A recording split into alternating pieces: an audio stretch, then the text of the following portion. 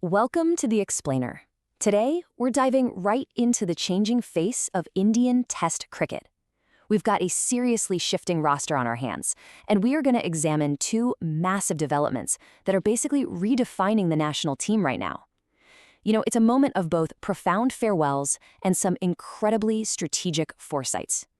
We're saying goodbye to an absolute stalwart of the middle order, but at the exact same time, we're seeing how the management is fiercely protecting its most valuable assets for the future.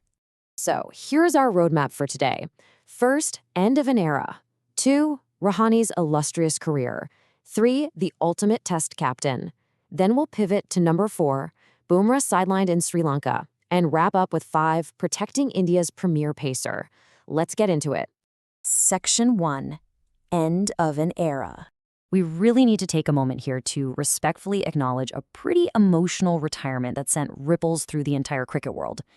In a deeply moving video, his voice was choked, his eyes were welled up, Ajinkya Rahane delivered these exact words. He said, "The reality of life is that everything has a beginning and everything has an end. Cap number 278, signing off." Wow. It was a tearful goodbye that officially closed the book on an absolutely legendary 17-year journey in the sport. So the hard news here is that Rahane, at 38 years old, has officially retired from all formats of international and domestic cricket with immediate effect.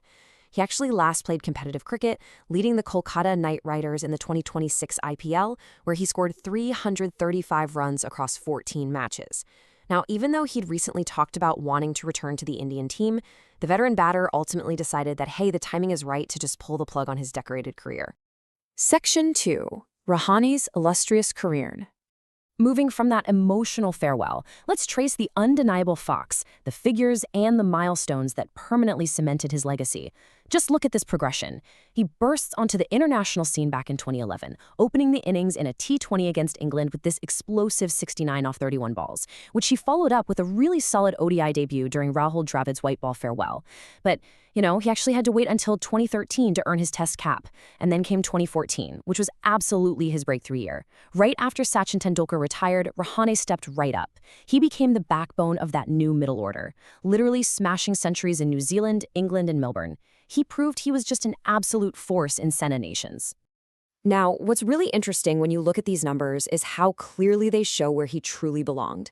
Sure, he had decent success in ODIs with nearly 3,000 runs and a brief stint in T20Is, but Test cricket, that was unmistakably his true calling. Across 85 Test matches, Rahane amassed a towering 5,077 runs. He was the anchor. He was that quiet guardian of the crease when the team desperately needed stability.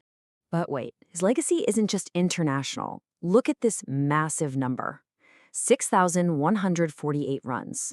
That makes him the third highest run getter for Mumbai in first-class cricket, sitting only behind Wasim Jaffer and Ashok Mankad.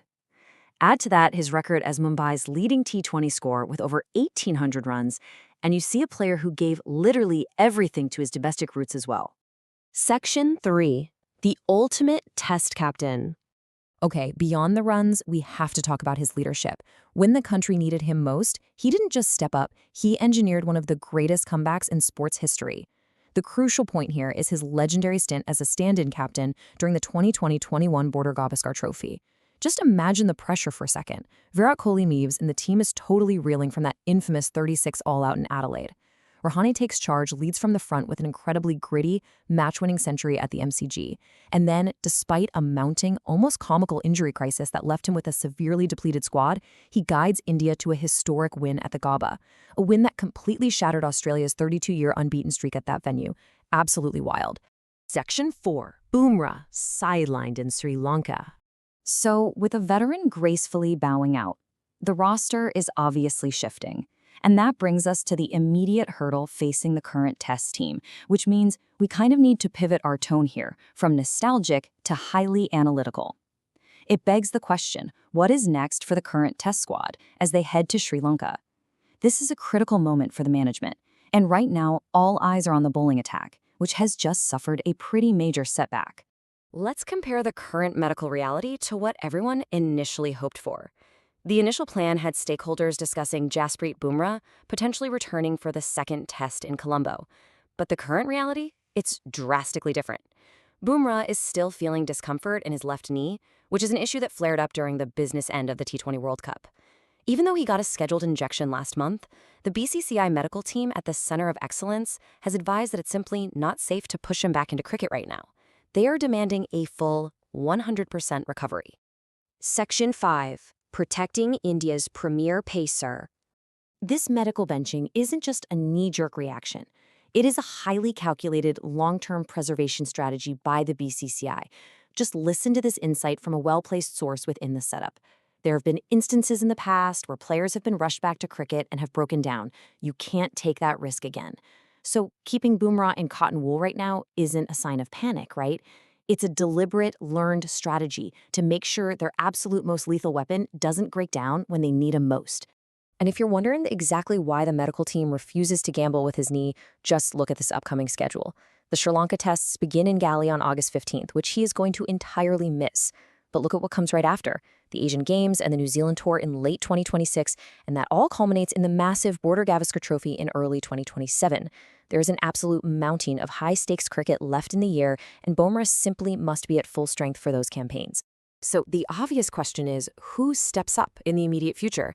India's current pace options for Sri Lanka include Mohammad Siraj, Gurner Brar, and Prasidh Krishna, but the frontrunner to officially replace Bumrah in the squad is Aqib Nabi. Nabi has been this really consistent performer in the domestic circuit for Jammu and Kashmir, and he actually just had a fantastic showing, picking up 6 wickets in 2 fixtures during the recent India A tour of the island nation. Which leaves us with a massive, provocative question to end on. We've just seen Rahane bid a tearful goodbye to a legendary career, and we're watching the BCCI fiercely protect their current superstar. But right now, how will India's remaining pace attack step up to fill the massive void left by Jasprit Bumrah in the upcoming Sri Lanka series?